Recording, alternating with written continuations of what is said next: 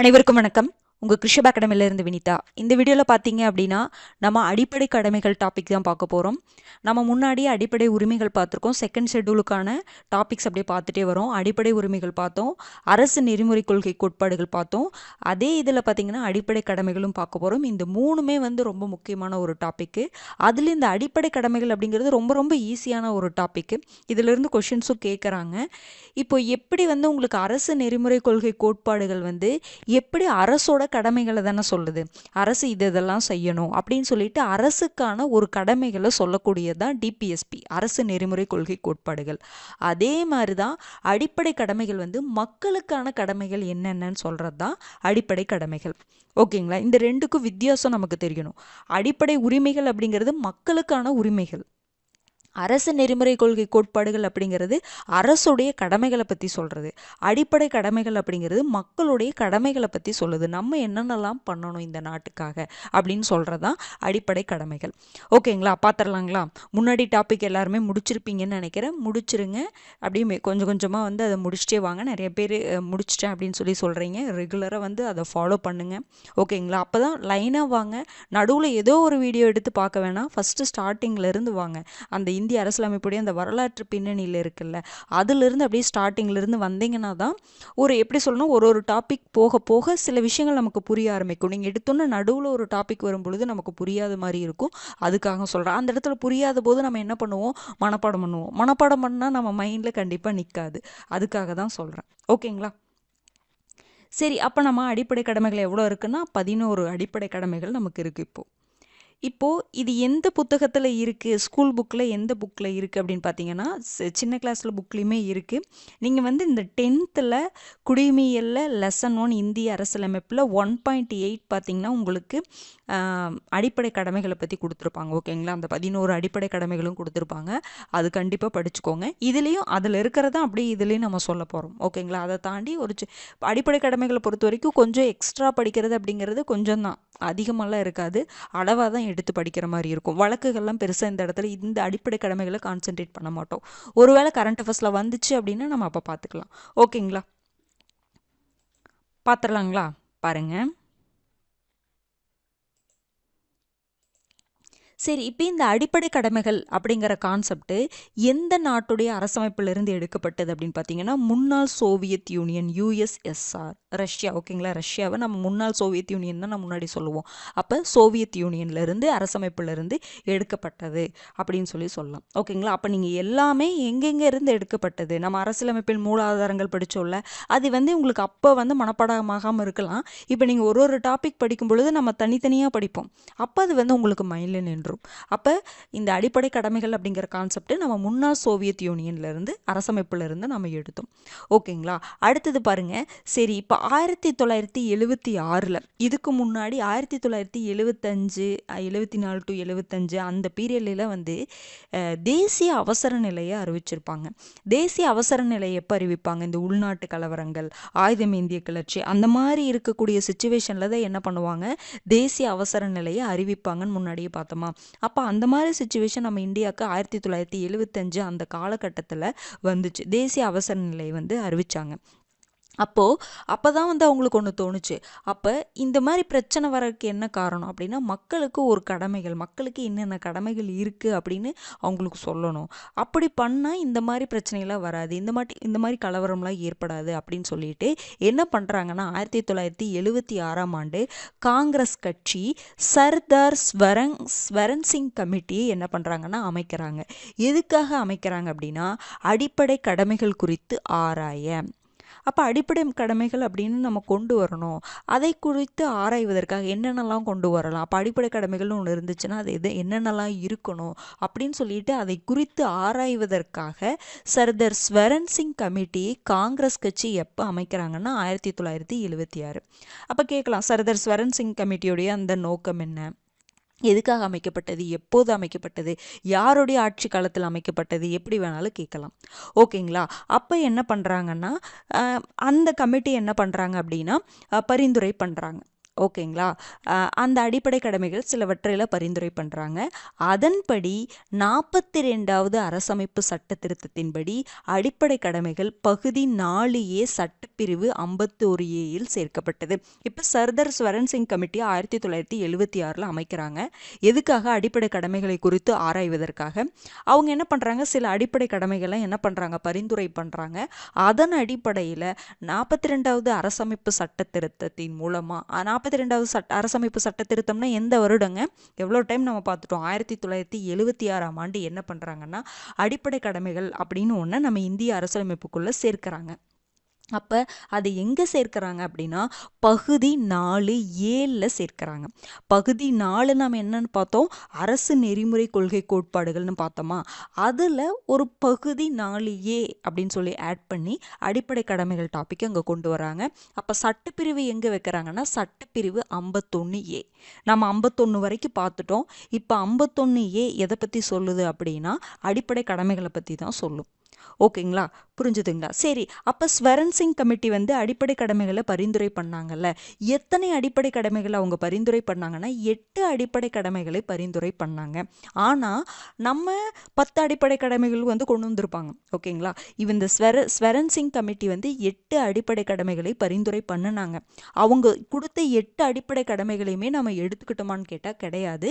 சில அவங்க சஜஸ்ட் பண்ண சில கடமைகளை நம்ம ஏற்றுக்கல, இந்திய அரசியலமைப்பில் ஏற்றுக்கல.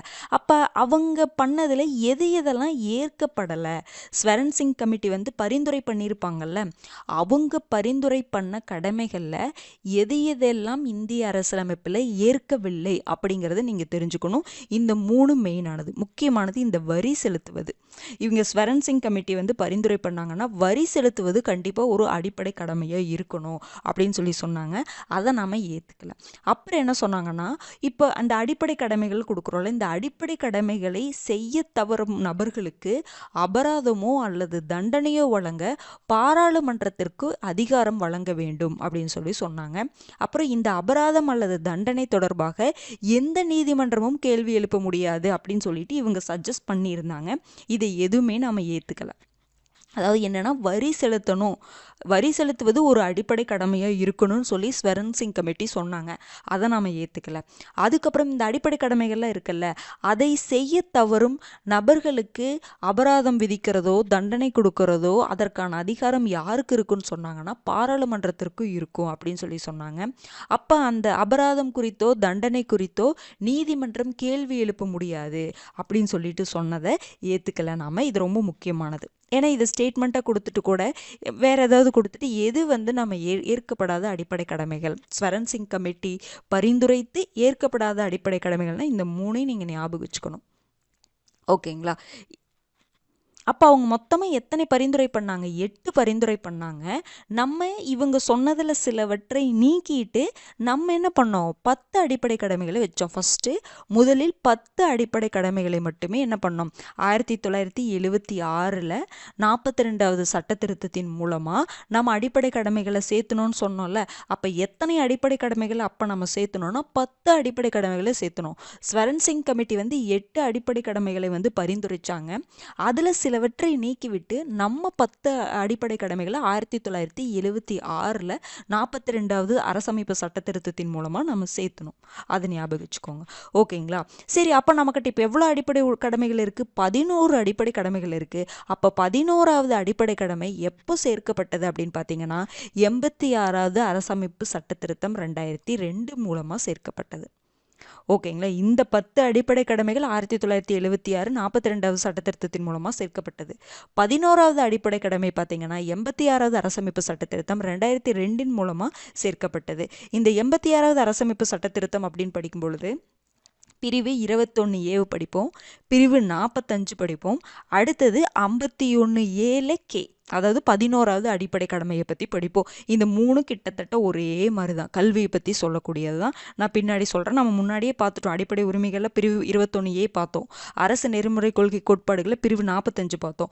இப்போ இதில் 51A பார்ப்போம். அப்போ பார்த்தா இந்த 3மே ஒரே டைமில் என்ன பண்ணியிருப்பாங்க, திருத்தம் பண்ணியிருப்பாங்க. ஓகேங்களா? சரி, இப்போ இந்த அடிப்படை கடமைகள், இப்போ நம்ம இந்த அடிப்படை கடமைகளை நம்ம செய்யலை அப்படின்னா நீதிமன்றக்கு விசாரணைக்கு அது உட்பட்டதான்னு கேட்டால் கிடையாது.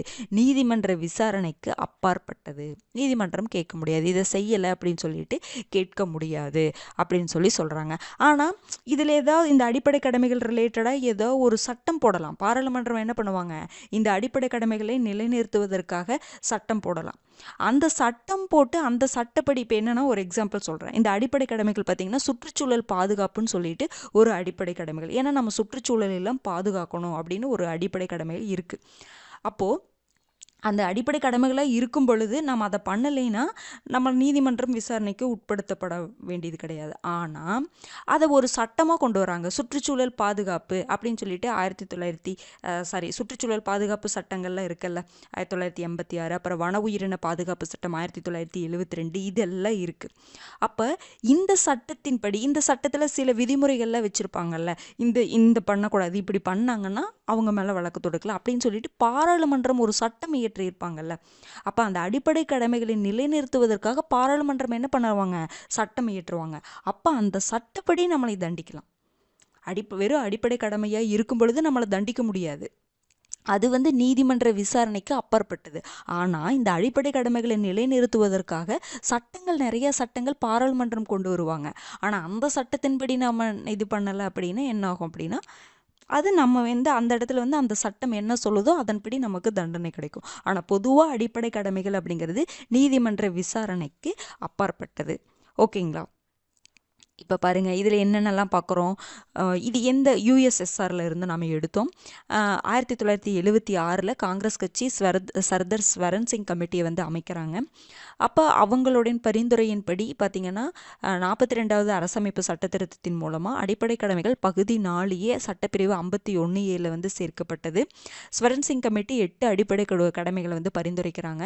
அதில் சில அடிப்படை கடமைகளை நம்ம எடுத்துக்காமல் நம்மளே என்ன பண்ணுறோம், ஒரு 10 அடிப்படை கடமைகளை வைக்கிறோம். அதுக்கப்புறம் 2002 ஒரு புது அடிப்படை கடமை சேர்த்துறோம். இப்போ டோட்டலாக 11 அடிப்படை கடமைகள் இருக்குது. அடிப்படை கடமைகள் அப்படிங்கிறது நீதிமன்ற விசாரணைக்கு அப்பாற்பட்டது. ஓகேங்களா? ஆனால் அது சட்டமாக இயற்றப்படும் பொழுது அப்போ நம்ம அந்த இடத்துல அந்த சட்டப்படி நம்ம தண்டனையை ஃபேஸ் பண்ண வேண்டியது இருக்கும். ஓகேங்களா? சரி, இப்போ இந்த 11 அடிப்படை கடமைகள் என்னென்ன, எந்த பிரிவு அப்படின்னு நம்ம தெரிஞ்சு வச்சுக்கணும். நமக்கு இப்போது 51A உங்களுக்கு அடிப்படை கடமைகள் ஃபுல்லாகவே இருக்குது. அதில் 11 அடிப்படை கடமைகள் வச்சுருப்பாங்க. அந்த பிரிவு எப்படி வச்சுருப்பாங்கன்னா 51A, A, B, C இந்த மாதிரி பிரிவை வச்சுருப்பாங்க. இதை நீங்கள் நல்லா பார்த்துக்கணும்.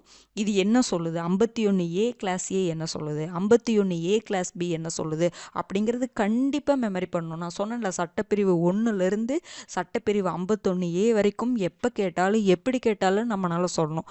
அது எப்படி நீங்கள் ஷார்ட்கட் படித்தாலும் சரி, இல்லை புரிஞ்சு படித்தாலும் சரி, லாஜிக்காக படித்தாலும் சரி. நீங்கள் லாஜிக்காக படிச்சிட்டிங்கன்னா உங்களுக்கு இன்னுமே ஈஸியாக இருக்கும். ஓகேங்களா? ஷார்ட்கட் அப்படிங்கிறது எப்போ போடணும்னா, எது நமக்கு மறந்து போகுதோ அதுக்கு தான் ஷார்ட்கட் போடணும்.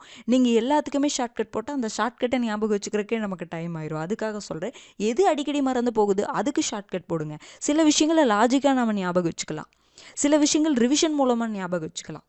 எல்லாத்துக்குமே ஒரே ப்ரொசீஜரை ஃபாலோ பண்ணணுன்ட்டு அவசியம் இல்லை. ஓகேங்களா? சரி, இப்போ 51A என்ன சொல்லுது அப்படின்னா, ஒவ்வொரு இந்திய குடிமகனும் அரசியலமைப்பு, அதன் கொள்கைகள், நிறுவனங்கள், தேசிய கீதம், தேசிய கொடி, தேசிய சின்னங்கள் ஆகியவற்றை மதிக்கணும். தேசம் சம்பந்தமான அந்த சின்னங்கள், நம்முடைய அரசியலமைப்பு, அதனுடைய கொள்கைகளை மதித்து நடக்கணும். அது நம்மளுடைய கடமை. ஓகேங்களா? சரி, இப்போ இது கடமையாக இருக்குது. இது சம்மந்தமாக பாருங்கள், தேசிய கொடி அந்த அவமதிப்பு அந்த சட்டம்லாம் கொண்டு வந்திருப்பாங்க பார்த்தீங்களா? அப்போ அதை நம்ம அவமதிக்கிறோம் அப்படின்னா அதுக்கு ஒரு சட்டம், அப்போ அந்த சட்டத்தின் மூலமாக நமக்கு தண்டனை கொடுக்குறாங்கல்ல. இப்போ தேசிய கீதம் பாடும்போது நம்ம எந்திரிச்சு நிற்கணும். அப்படி பண்ணல அதுவே அது சட்டமாக இருக்குது. தேசிய கொடியை நம்ம மதிக்கணும், அதை அவமதிக்கக்கூடாது, தேசிய சின்னங்களை அவமதிப்பு சட்டம் அப்படிங்கிற மாதிரிலாம் சட்டங்கள்லாம் இருக்குது. அப்போ இது அடிப்படை கடமைகளாக இருக்கும் பொழுது யாருமே நம்மளை கேள்வி கேட்க முடியாது. ஆனால் இந்த அடிப்படை கடமைகளை எல்லாரும் செய்யணுங்கிறதுக்காக பாராளுமன்றம் என்ன கொண்டு வருது, ஒரு சட்டம் கொண்டு வருது. அப்போ அந்த சட்டத்தை நம்ம மதிக்கலை அப்படின்னா நமக்கு என்ன கிடைக்கும், தண்டனை கிடைக்கும். அந்த வித்தியாசம் உங்களுக்கு புரியுதுங்களா? அப்போ இதெல்லாம் நம்மளுடைய கடமை தான். இதே நிலைநிறுத்தணுங்கிறதுக்காக தான் சட்டமே கொண்டு வராங்க. ஏன்னா சட்டம் சொன்னால் தானே நம்ம கேட்குறோம். ஏன்னா இந்த அடிப்படை கடமைகள் சாதாரணமாக இருந்தால் அது நீதிமன்ற விசாரணைக்கு அப்பாற்பட்டது. அப்போ யார் வேணாலும் என்ன வேணாலும் செஞ்சுக்கலாம். ஆனால் சட்டம்னு ஒன்று இதன்படி ஏற்றிட்டாங்கன்னா அதை நம்ம மதித்து நடக்க வேண்டியதாக இருக்குது. அப்போ பாருங்கள், அப்போ 51A என்ன சொல்லுதுன்னா மதித்து, இதுதான் கீவேர்டு. அப்போ எதெல்லாம் மதிக்கணும், நம்ம இந்திய குடிமகன் எல்லாருமே அரசியலமைப்பு, கொள்கைகள், நிறுவனங்கள், தேசிய கீதம், தேசிய கொடி, தேசிய சின்னங்கள் இதையெல்லாம் மதித்து நடக்கணும். 51 ஏபி என்னங்கிறதுனா இதுவும் நோக்கங்களை போற்றணும். யாருடைய நோக்கங்களை போற்றி வளர்க்கணும் அப்படின்னா சுதந்திர போராட்டத்திற்கு தூண்டுகோலாக அமைந்த உயரிய நோக்கங்களை போற்றி வளர்க்கணும். அப்போ தூண்டுகோலாக அமைந்த தூண்டுகோலாக யார் அமைஞ்சிருப்பாங்க? அந்த தலைவர்கள், சுதந்திர போராட்ட தலைவர்களாக இருப்பாங்கல்ல, அவங்களுடைய உயரிய நோக்கங்களை போற்றி வளர்க்கணும். ஓகேங்களா? இந்த இடத்துல இது பண்ணிக்கோங்க. சுதந்திர போராட்டத்திற்கு தூண்டுகோலாக அமைந்த யார் தூண்டுகோலாக அமைஞ்சாங்க? சுதந்திர போராட்ட வீரர்கள். அவங்களுடைய உயரிய நோக்கங்களை நம்ம என்ன பண்ணணும்? போற்றி வளர்க்கணும். இது ஒரு கடமை. ஓகேங்களா? அப்போ கிட்டத்தட்ட இது ரெண்டு மதிக்கிறதா. ஃபஸ்ட்டு நம்முடைய இந்தியாவுடைய அந்த சின்னங்கள், அரசியலமைப்பை மதிக்கணும். செகண்டு, நம்ம இந்தியாவுக்காக போராடின அந்த சுதந்திர போராட்ட தலைவர்களுடைய அந்த உயரிய நோக்கங்களை போற்றணும். இது ரெண்டு ஞாபகம் வச்சுக்கலாம். அடுத்தது 51 ஏசி என்ன சொல்லுது அப்படின்னா இந்தியாவுடைய இறையாண்மை, ஒற்றுமை, ஒருமைப்பாடு இவற்றை பேணி பாதுகாக்கணும். அப்போ இந்த இறையாண்மை, ஒற்றுமை, ஒருமைப்பாடு இது எங்கே நம்ம படிச்சிருக்கோம்? பிரியாம்பலில் படிச்சிருக்கிறோமா? அப்போ பாருங்க, நம்மளுடைய இந்தியாவுடைய இறையாண்மைன்னா என்னது? யாருடைய கண்ட்ரோலில் நம்ம கிடையாது, நம்மளே ஆட்சி பண்ணிக்கிறோம்.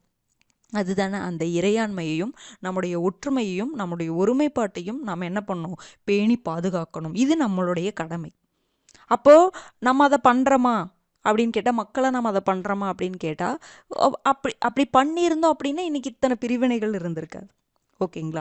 அடுத்தது பாருங்க, 51 ஏடி அப்படிங்கிறது எதை பற்றி பேசுதுன்னா தேச பாதுகாப்பிற்காக தேவைப்படும் பொழுது தேச பணியாற்ற தயாராக இருக்கணும். தேசப்பணி, ஒரு தேச பாதுகாப்பிற்கு அச்சுறுத்தல் ஏற்படும் பொழுதோ இல்லை தேச பாதுகாப்பிற்கு தேவைப்படக்கூடிய சுச்சுவேஷனில் நம்ம என்ன பண்ணணும்?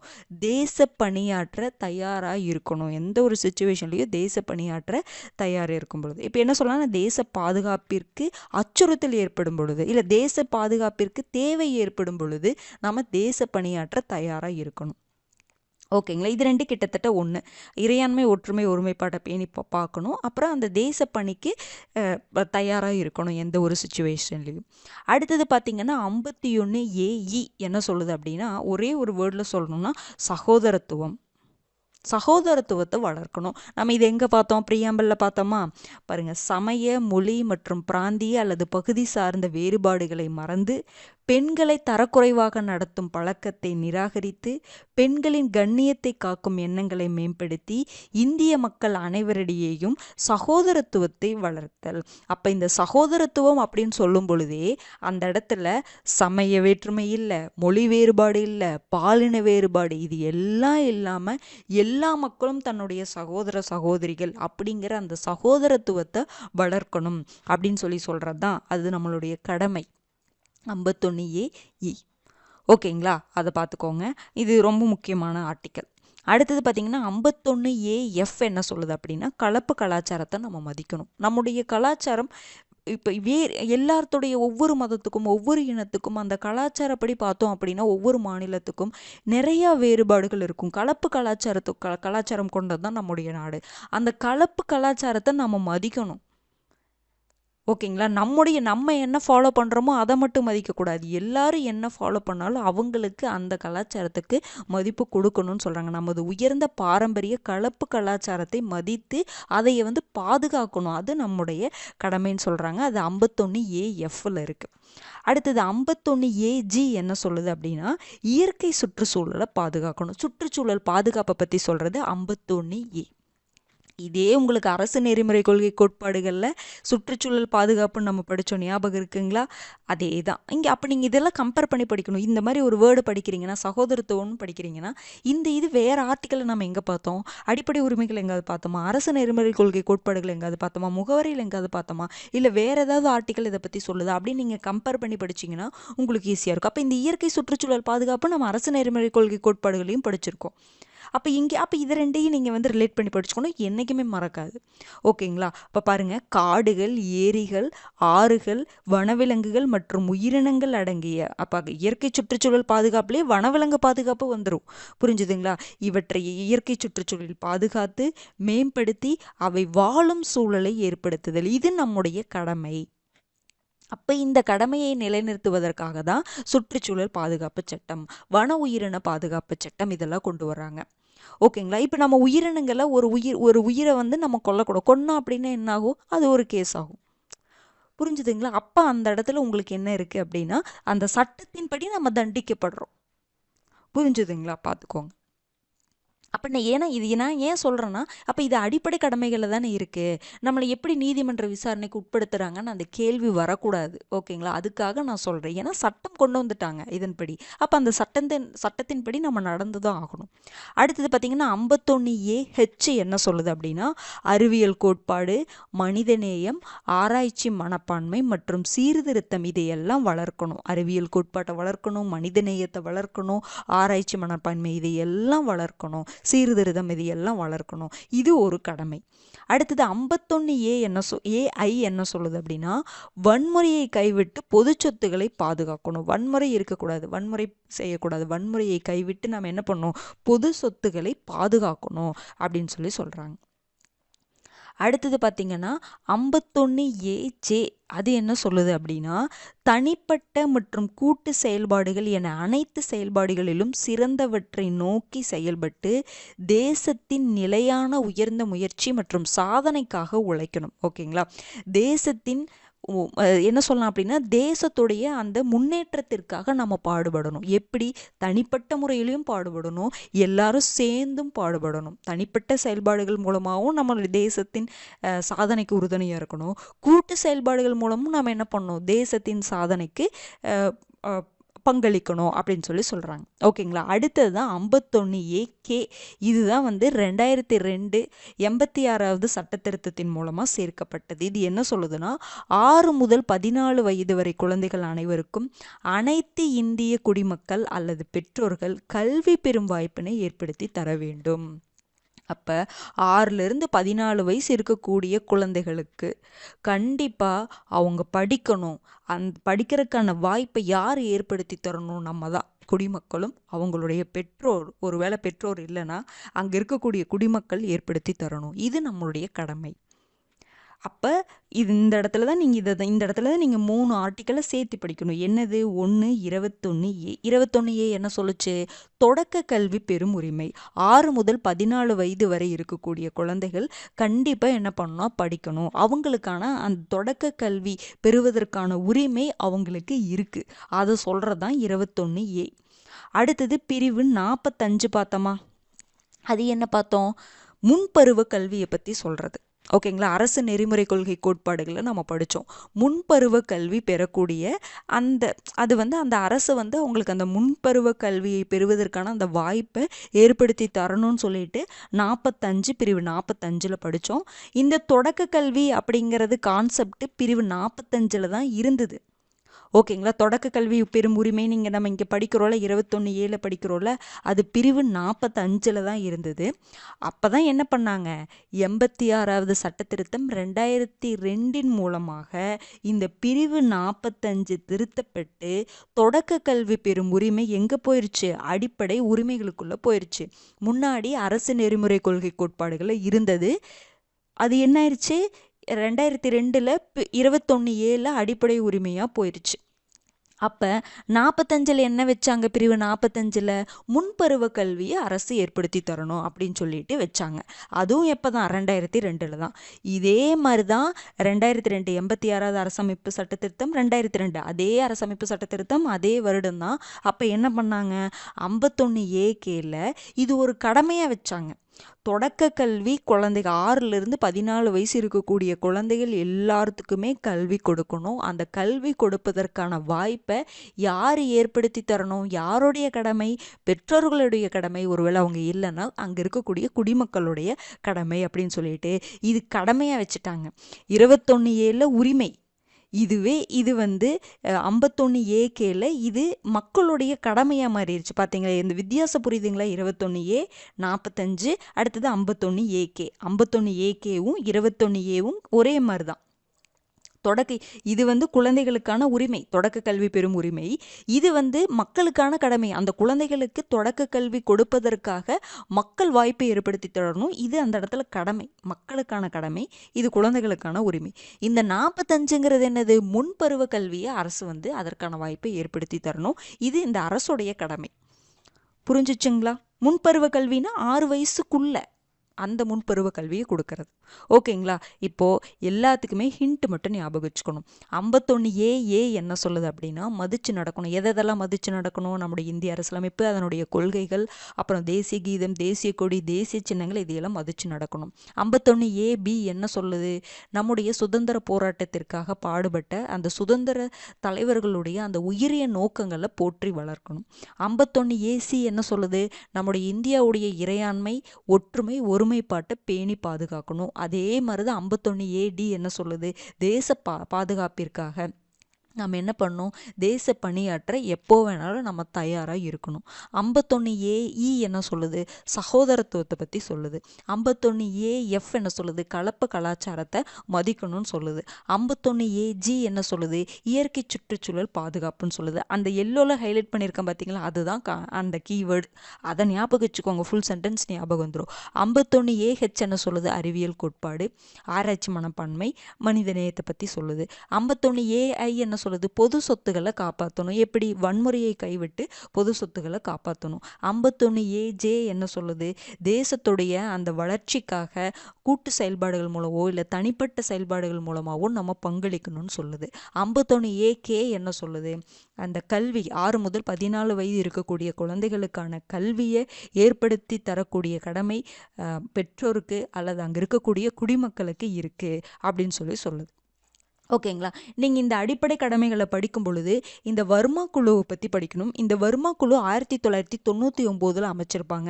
இவங்க என்ன பண்ணியிருப்பாங்கன்னா, எதை ஆய்வு பண்ணியிருப்பாங்கன்னா, இந்த குழு இப்போது நான் சொன்னேன் பார்த்தீங்களா, அடிப்படை கடமைகளை செயல்படுத்தணும். சும்மா அடிப்படை கடமைகள் அப்படியே இருந்துட்டா அது நம்ம பண்ண மாட்டோம். ஏன்னா அது நீதிமன்ற விசாரணைக்கு அப்பாற்பட்டதுனால அதை யாருமே பெருசாக எடுத்துக்க மாட்டாங்க. ஆனால் அந்த அடிப்படை கடமைகளை செயல்படுத்தணும்னா பாராளுமன்றம் என்ன பண்ணணும்னா ஒரு சட்டம் கொண்டு வரணும்.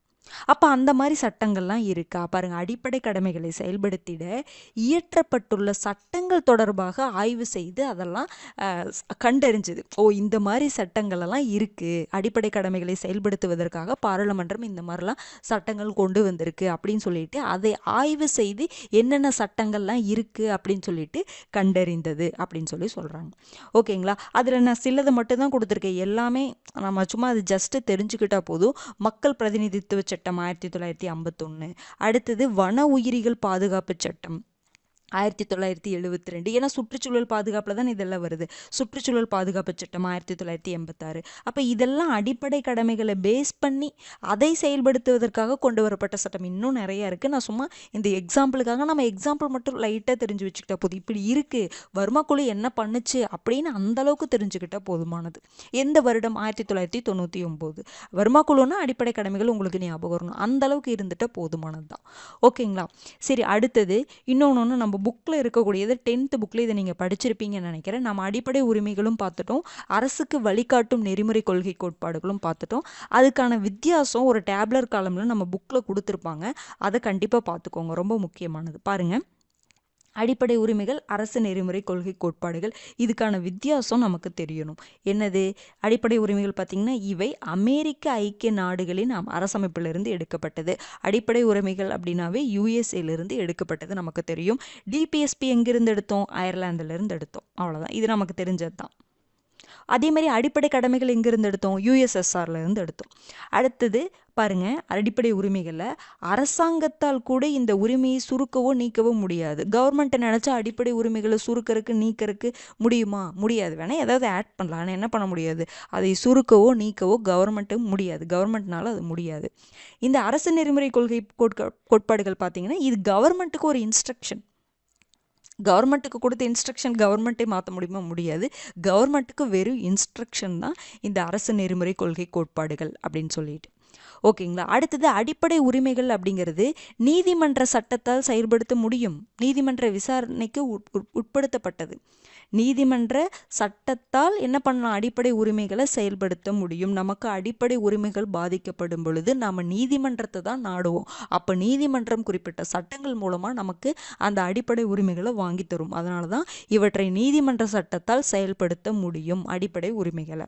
ஆனால் இந்த அரசு நெறிமுறை கொள்கை கோட்பாடுகளை கவர்மெண்ட் செய்யலின்னு சொல்லிட்டு எந்த நீதிமன்றத்தாலும் இதனை என்ன பண்ண முடியாது, கவர்மெண்ட்டை கட்டாயப்படுத்த முடியாது.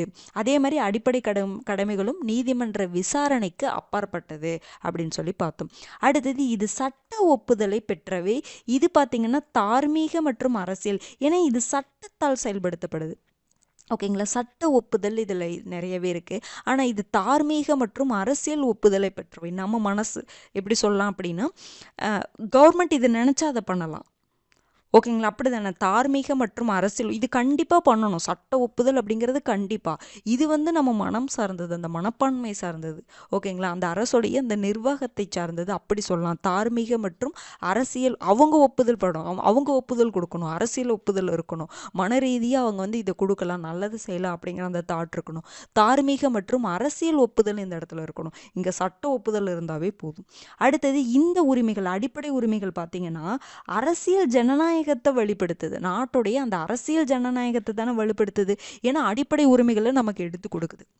அப்போ இந்த நாட்டுடைய அரசியலை என்ன பண்ணுது, வலுப்படுத்துது, கரெக்டாக பண்ணுது. அப்போ இது என்ன அப்படின்னா அரசு நெறிமுறை கொள்கை கோட்பாடுகள்னா சமுதாய மற்றும் பொருளாதார ஜனநாயகம் உறுதியாகிறது. ஏன்னா இது மக்களுக்கு சமூக ரீதியாக நல்லது பண்ணுது, பொருளாதார ரீதியாக நல்லது பண்ணுது, அவங்கள முன்னேற்றம் பண்ணணும். மக்கள் நலம் தான் இதனுடைய நோக்கமே. அப்போ மக்கள் நலம் நோக்கம்னா அவங்களுக்கு சமூக ரீதியாவோ பொருளாதார ரீதியாவோ அவங்க முன்னேறணும். அப்போ அதை தான் இது உறுதிப்படுத்துது. அப்படி இது நம்ம பண்ணும் பொழுது இது நிறைவேறும்னு சொல்கிறாங்க. இது அரசியல் ஜனநாயகம் வலுப்படும். இதன் மூலமாக சமுதாய மற்றும் பொருளாதார ஜனநாயகம் வலுப்படும் அப்படின்னு சொல்லலாம். அடுத்தது பார்த்திங்கன்னா இவை இயற்கையாக உரிமைகள். ஓகேங்களா. இயற்கையான உரிமைகள் சொல்லலாம்.